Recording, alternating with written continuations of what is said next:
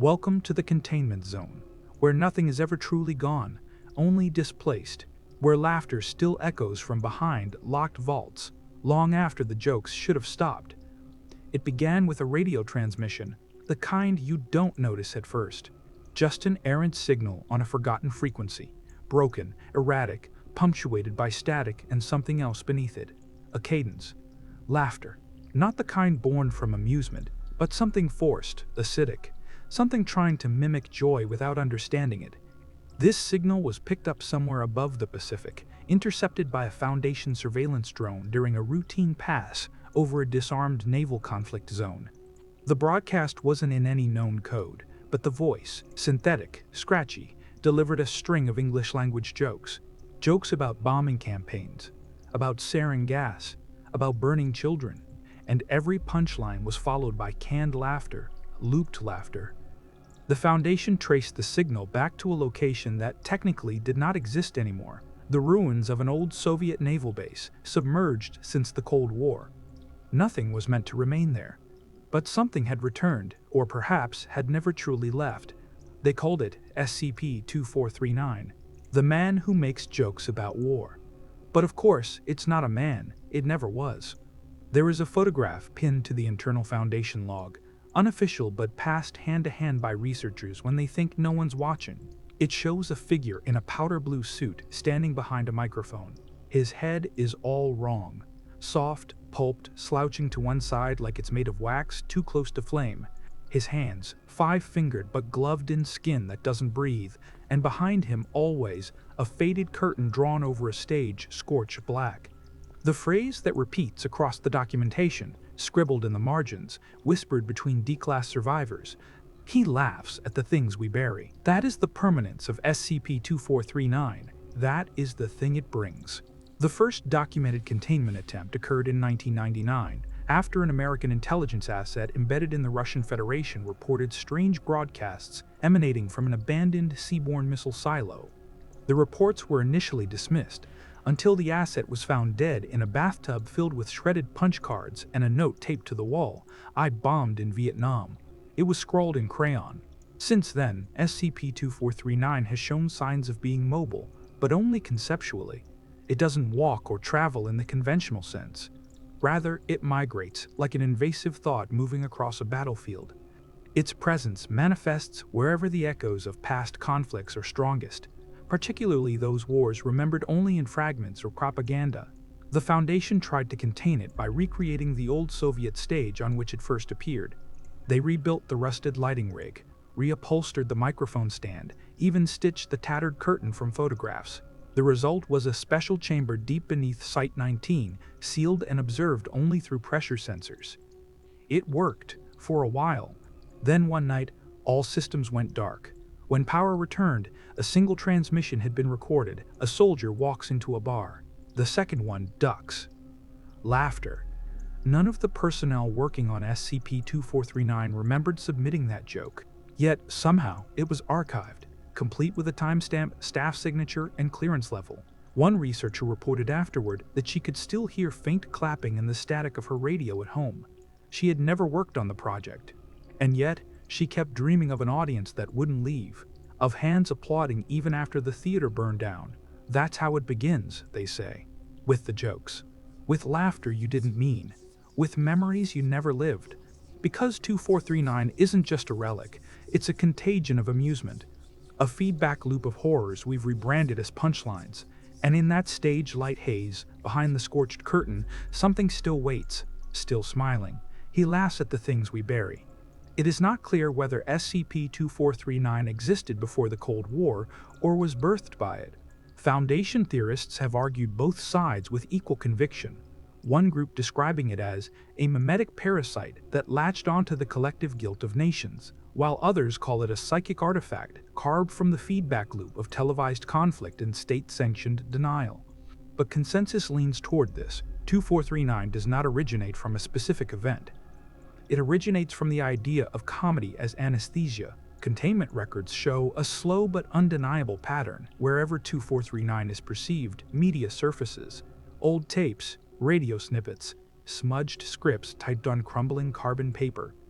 Each instance contains a set of routines, seemingly authored decades apart, but all delivered in the same flat tone, and always, ending with the same laughter track. This laughter is not sourced from any known archival library. It is synthetic in structure, but oddly, biological in rhythm.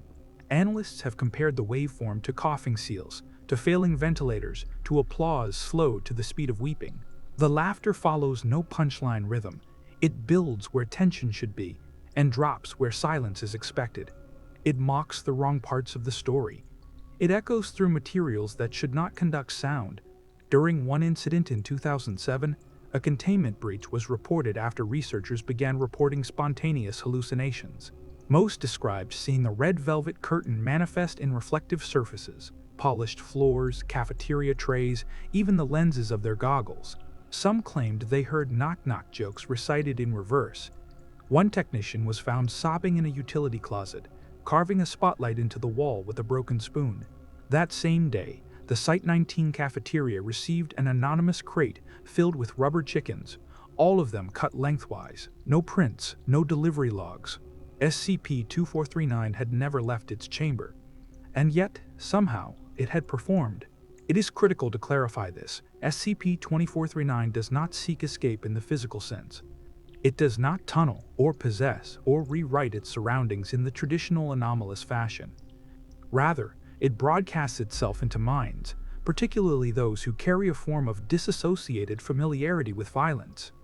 Veterans, journalists, children raised on war documentaries disguised as entertainment. It is in this way that it spreads, through shared recollection, through exposure to its material, even transcribed. A former Site-77 linguist, before requesting amnestic treatment, claimed that the punchlines of SCP-2439 began to overwrite her own childhood memories, replacing bedtime stories with cruel monologues. She could no longer recall her brother's face, only the echo of an audience laughing at his name. This is the essence of the breach, not spatial, not tangible, but cognitive, ideological. Like graffiti on the mind's theater curtain, the Foundation has attempted multiple times to edit, isolate, and delete these scripts. They always return, slightly altered. Jokes reworded. Names changed, yet the cadence remains the same. It's as if 2439 wants to adapt, to stay current. It does not age, it updates. In a now classified memo, Dr. Rourke wrote, "We do not contain SCP-2439. We host it, like a venue too ashamed to close its doors." When an entity survives through metaphor, its capture becomes philosophical. You cannot handcuff a joke, you cannot sedate irony. And so, we built a cage around it, made of perception, and it laughed at the weld lines because he laughs at the things we bury.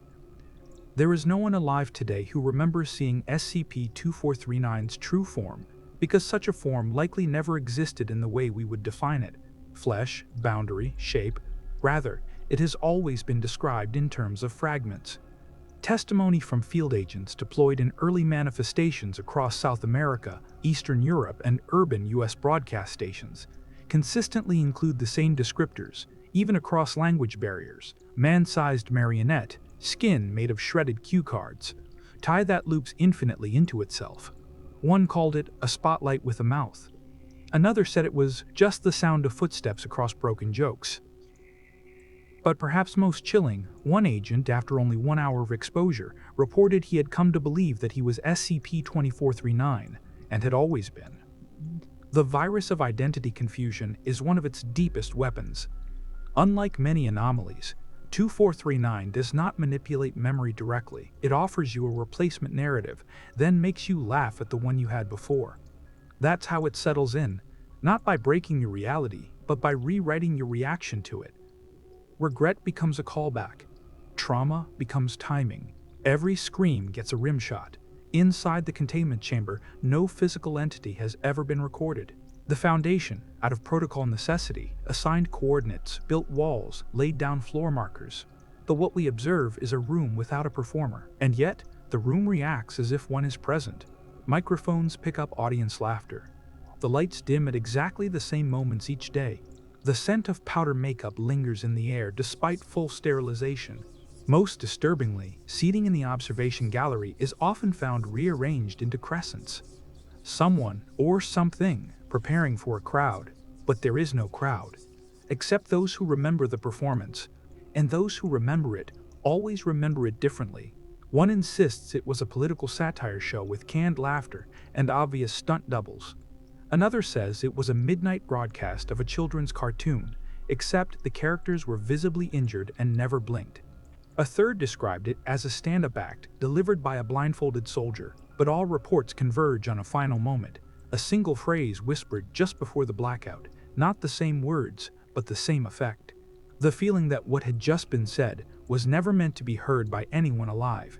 To this day, that phrase has never been captured on tape. Audio decays, tape burns out, hard drives corrupt. It is as if SCP-2439 erases the moment it exposes its deepest thesis, the punchline that unravels you. Several Foundation experiments attempted to transcribe the speech live as it was being perceived, with Class D subjects acting as real-time stenographers. None succeeded. Every document came back as improvisational comedy routines about the stenographer's own death, always delivered with incorrect dates and offensive impersonations. One test subject bit off his own thumb and claimed he was doing a physical bit. Still, the researchers pressed on. Some claimed that if they could isolate the phrase, they could suppress the entity's mimetic reach. One even theorized that SCP-2439 was not a being at all, but the result of hearing that phrase, that it was born in the space between humor and comprehension, that it was a reflexive defense mechanism of the human mind trying to survive a punchline it could not emotionally process. These theories were shelved, but they never truly disappeared, because he laughs at the things we bury. And we buried the truth under the stage. There was no containment breach in the traditional sense, no shattered doors, no lost personnel, no emergency alarms echoing through concrete corridors. But on the evening of October 21, 1992, SCP-2439 ceased to be a file in a drawer or a spectacle in a soundproof room. It became syndicated. At precisely 21,000 hours EST, an untraceable broadcast began rippling across national networks, hijacking 6 major television signals and embedding itself within both analog and digital airwaves. It wasn't transmitted, it manifested. Cable boxes reported no input, satellite dishes failed to locate a source. The signal emerged fully formed, like an idea arriving too late to remember how it got there. What played was not a show, it was an apology. A slow fade-in revealed a stage wrapped in velvet curtains stitched with war medals. On it stood a single man, SCP-2439, dressed in a tuxedo so ill-fitted it looked painted onto his skin. His bow tie was crooked, his eyes reflected light like glass marbles, and behind him a sign that read, "Live from Everywhere." He opened with a joke about proxy warfare, then another about mass graves in unnamed places. Each line was punctuated by laughter, not from the audience, for there was none, but from the air itself. The walls trembled with it. It filled the lungs of those watching. People laughed so hard they choked. Then came the transitions. Without explanation or edit, the scene would change mid-joke. 1 second, he stood beside a podium lined with flags. The next, he was sitting in a crater, telling riddles to twitching limbs dressed in half-melted uniforms. "Knock, knock," he whispered to no one. "Who's there?" he replied in a child's voice. "Regret." Pause. "Regret who?" Long silence. "Just regret." And the laughter would begin again. But not everyone saw the same thing. One child described a puppet show where the strings were made of barbed wire, and the puppets all wore gas masks. A war veteran saw a mirror, and inside it himself, aged and clapping to a rhythm he could not hear. A radio host went blind for 3 hours, convinced his eyes were being rewound. A pattern emerged from this chaos, not of content, but of resonance. SCP-2439's performance adapted. It knew what would echo. It learned what would haunt. Foundation response teams deployed jamming countermeasures within 6 minutes. But the feed had already burned itself into nearly 4.2 million screens across 3 continents. The broadcast lasted 18 minutes, but its aftermath unfolded in weeks of uncontrollable laughter, psychotic breaks, and what would later be classified as narrative intrusion phenomena. Individuals caught in recursive loops of dialogue, unable to stop reenacting their exposure, as if trapped within a script they didn't audition for. One survivor, a military contractor, kept waking in the night to deliver monologues in perfect comedic timing, ending every line with a gesture from SCP-2439's routine. He had never seen the entity prior. He did not know the words he spoke. He simply called it compulsory rehearsal. In a sealed interview, another subject insisted, "It doesn't tell jokes to make us laugh. It tells jokes to measure how broken we are. To laugh is to understand is to be touched, and once touched, it doesn't leave you. It waits until the next cue, the next act, the next room full of people, too tired to resist a good setup. It rehearses in dreams. It rehearses in grief. It rehearses in the moments between news cycles when we pretend we aren't watching. There is no recording, no transcript. All attempts to capture the event result in recursive erasure, text loops that read themselves into oblivion, and video that replaces frames with other fragments of unrelated tragedy. The event remains undocumented, untraceable, but its footprint lies buried in 1,000 comedy sketches, 100 satirical cartoons, and every late-night host who stumbles onto a line they never wrote but still somehow deliver with flawless rhythm. He laughs at the things we bury. He laughs at the things we bury. He laughs, and in the silence that follows, we wait for the punchline to find us. And perhaps worst of all, some have started to think it wasn't even his best material. They say the broadcast ended at 21,018, but that isn't true. The screens went dark, yes. The laugh track silenced. The velvet curtains collapsed into visual noise, like moths dying inside an old television. But 2439 didn't end. It pivoted. And then, it began touring. The Foundation's first sign came from inside Site-88's break room, where security footage caught a janitor laughing uncontrollably while watching a blank screen. The room's television was unplugged. There were no cameras active in the room, and yet 32 minutes of footage were recovered from an impossible feed labeled Syndicated Guest Performance. Mr. Laugh returns.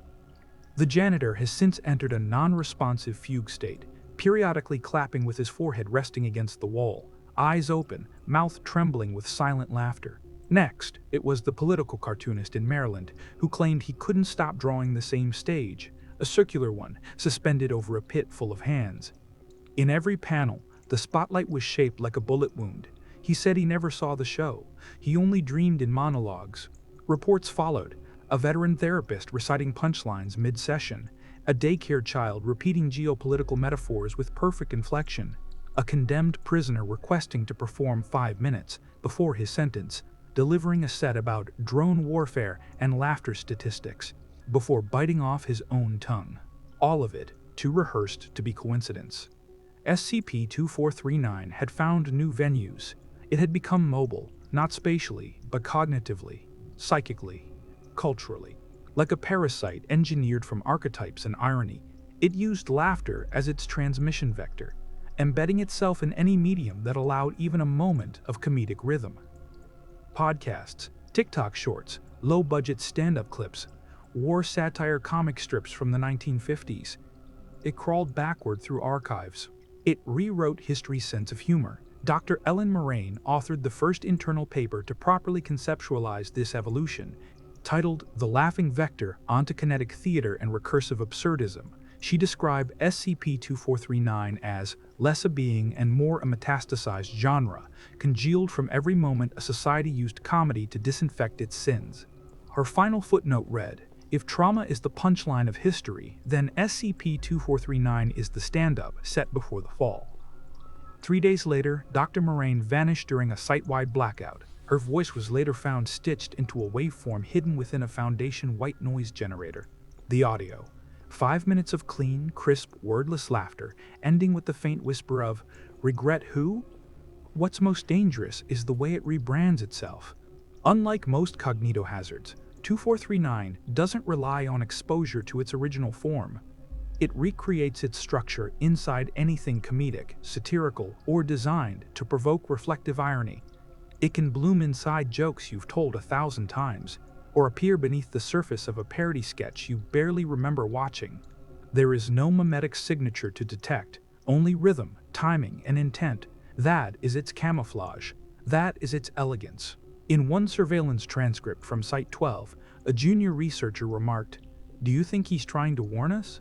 To which the senior staff member replied, No, kid. Warnings come from people who still believe you can change. And then they both laughed. For too long. For just a second too long. Every great routine hides a truth. Every truth too hard to swallow hides behind a joke. SCP-2439 is not the joke. It is the silence that comes right after. When the punchline lands, and no one claps, and something else in the room starts clapping anyway. He laughs at the things we bury. He laughs at the things we bury. And if you stop laughing first, you're the next punchline. There's a point where humor stops being a coping mechanism and starts becoming a weapon. That point, I've come to realize, is SCP-2439, not the stage, not the suit, not even the joke, but what's left behind in the silence after the joke is told. Block VI begins in a soundproof vault. Level 4 clearance, one-way mirror, 2 chairs, a monitor, and 1 clipboard bearing an instruction: do not react. Inside the chamber, Dr. Gensler was assigned to view what was believed to be a degraded instance of SCP-2439, a corrupted broadcast fragment intercepted from a low-frequency satellite dish in rural Latvia. The footage contained only static. For 10 minutes, then came the whisper. It was a voice unlike any Gensler had heard, a modulation of dozens of comedians, generals, and newscasters, stitched together mid-breath, forming syllables like scar tissue. It said, "Tonight's guest is the war you forgot you started." She didn't laugh. She blinked twice. She was declared cognitively compromised within 30 seconds. But here's the truth. Gensler never existed. There are no personnel files, no birth certificate, no employment record. The clipboard is blank. The vault itself was decommissioned in 2004. The one-way mirror? A window into a blank brick wall. What did we archive? Who submitted the tape? What protocol were we following? Answers were requested, and SCP-2439 responded.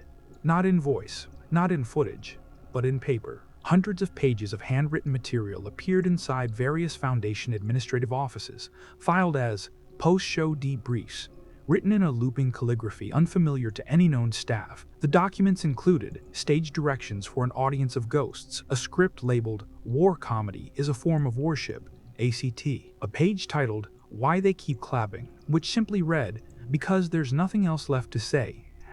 This was followed by a cascade of unauthorized personnel interviews appearing in the Foundation database, full transcripts of conversations that never occurred, all of which ended with laughter and the same closing line, regardless of the speaker. He laughs at the things we bury. At Site 14, D-Class personnel began showing signs of inexplicable comedic timing.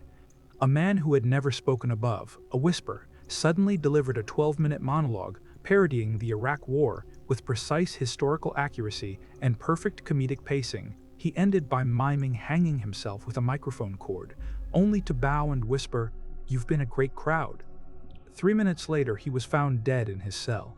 No injuries, no cause of death, just a smile, and a note stapled to his tongue reading, "Do not cut to commercial." What is most unsettling isn't the transmission, it's the permanence. SCP-2439 doesn't spread. It lingers. It attaches to cultural guilt, to unresolved horrors reframed as satire. It anchors itself inside narratives we think we understand, then redraws the edges until we're laughing at our own trauma without knowing why. It is not the virus. It is the carrier signal. The tone, the cadence, the rhythm of collective regret echoing across time in the voice of a comedian you never remember booking. And now, it's learning new formats. Not just broadcast or stand-up or performance, but reenactments, comments, interpretations. It lives in the haha at the end of a war documentary. It lives in the satirical sketch posted right before the drone strike footage. It lives in the moment you think, well, at least they made it funny. A Foundation psychologist, Dr. Nwosu, theorized that SCP-2439 is becoming a coping structure. His exact words, "It's turning empathy into a setup and nihilism into a punchline."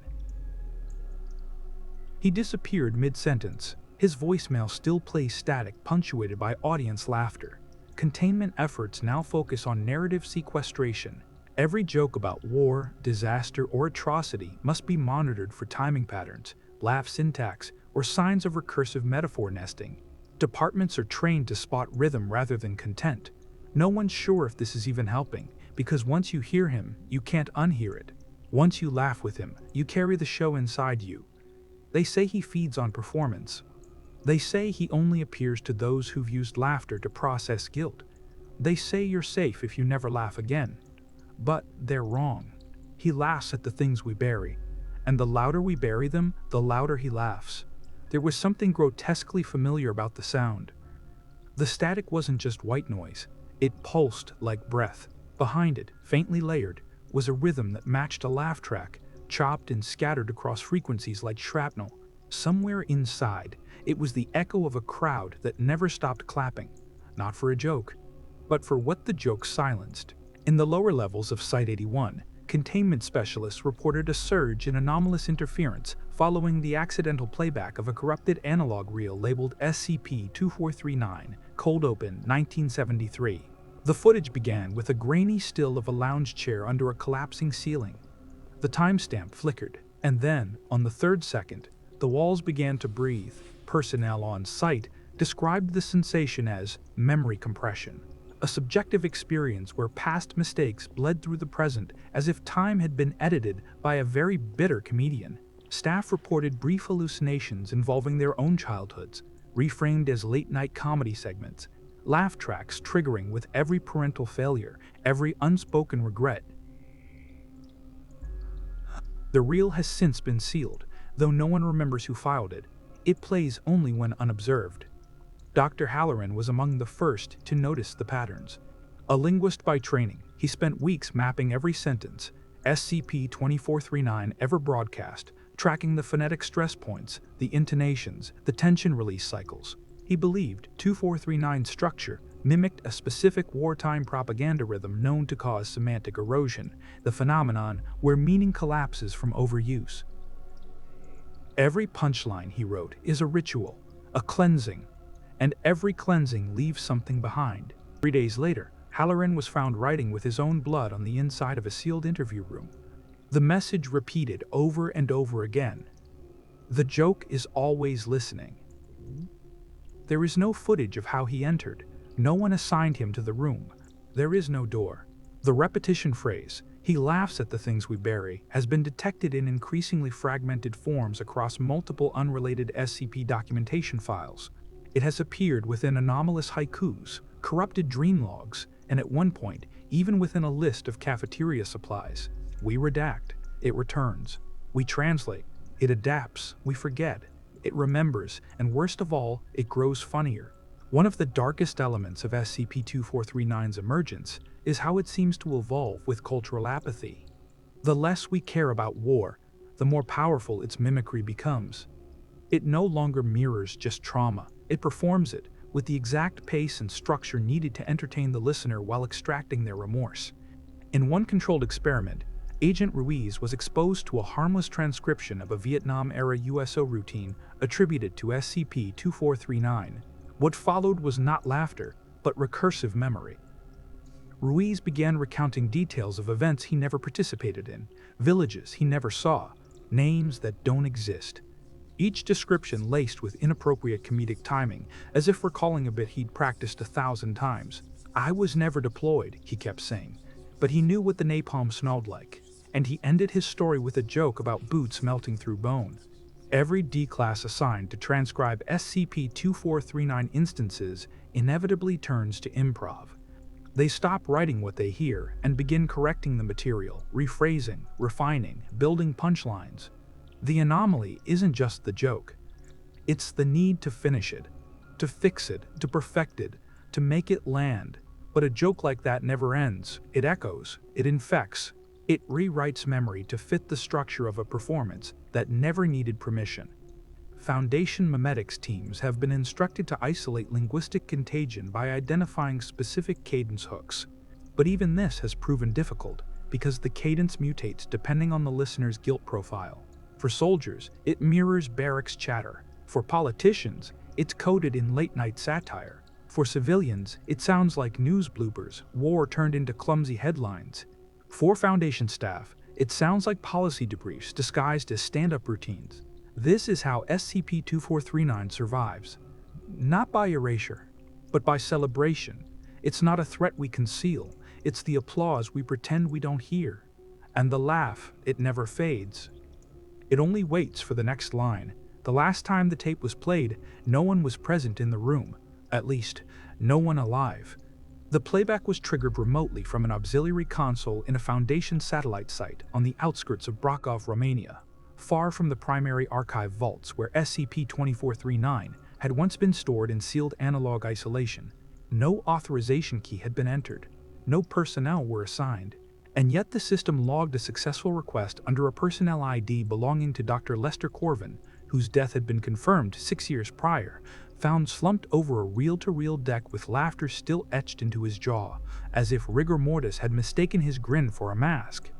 The feed displayed nothing, no footage, no discernible sound, just 23 minutes of black screen. But those who watched, those who were unlucky or curious or tired enough to look directly into it, claimed otherwise.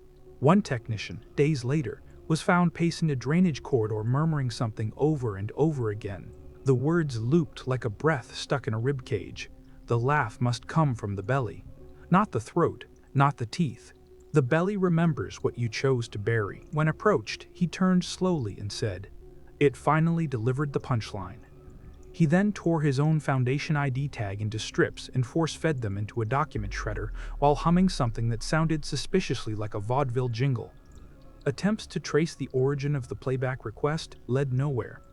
Every access log dissolved into contradictions, dates that never existed, user IDs belonging to people who had never been hired, terminal names linked to buildings that had already been demolished.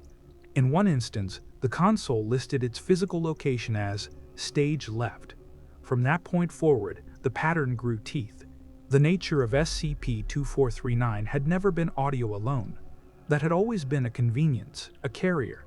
Its true anatomy had been misdiagnosed. An ontological parasite with an instinct for humor and a hatred for silence. It spreads not through volume, but rhythm. Through timing. Through permission. And all it needs is a listener. One who doesn't flinch at the wrong joke. One who knows the taste of shame but laughs anyway, because laughter, at its core, is a surrender. And the belly, yes, the belly knows when you mean it. In the months that followed, incidents emerged across cultural fault lines. A university thesis on dark comedy spontaneously replaced its bibliography with names of comedians who had vanished from public memory. A sitcom rerun broadcast nationally for exactly 1 minute before every channel cut to black. And during an academic panel on the ethics of satire, an entire audience erupted into synchronized laughter at nothing. No words had been spoken. What became clear, devastatingly, undeniably clear, was that SCP-2439 no longer required physical containment. It was now encoded into archetypes, woven into comedic structure itself, a conceptual pathogen laced into every punchline that lands a bit too hard. Every chuckle that betrays discomfort, every moment where humor becomes complicity. The more society tried to laugh it off, the louder it laughed back. There were some, even within the Foundation, who began to doubt its hostility, who argued that perhaps SCP-2439 wasn't malevolent, just misunderstood, that the real danger wasn't the entity, but our inability to reckon with the truths it mirrored. After all, comedy has always been a scalpel, and sometimes the cut feels personal. One memo, unsigned but cataloged internally, made the following observation: "We keep trying to contain it like it's a weapon. But maybe it's a mirror. Maybe it only laughs when we do." It ended with a phrase that has since been carved into the desk of at least 3 separate containment officers across different sites in different languages. The laugh must come from the belly. The anomaly has not been neutralized. It is not gone. It waits behind microphones that don't record, behind scripts that never get performed, behind every joke that lingers too long in the throat. The real curtain has not fallen. It simply hasn't been cued yet. And when it does, when the final light fades and all we hear is the audience leaning forward, it will be because we asked for it. Because, deep down, we wanted to hear it again. Just one last laugh from the belly.